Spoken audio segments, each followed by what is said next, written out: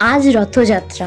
14 দিন পর প্রবল জ্বর থেকে সেরে উঠে জগন্নাথ যাচ্ছেন মাসির বাড়ি। রথযাত্রা সনাতন ধর্মাবলম্বীদের একটি অন্যতম ধর্মীয় উৎসব। প্রতি বছর আষাঢ় মাসের শুক্লাপক্ষের দ্বিতীয়া তিথি থেকে রথযাত্রা শুরু হয়।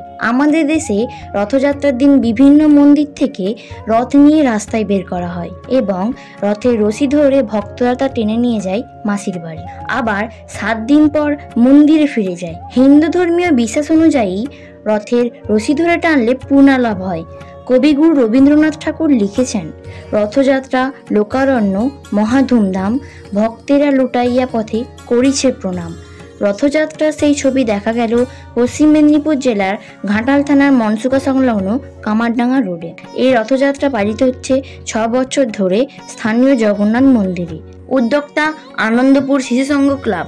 বহু মানুষের সমাগমে রথযাত্রা পরিপূর্ণ হয়েছে এবং গ্রাম্য পরিবেশে সবাই আনন্দ উৎসবে মেতে উঠেছেন।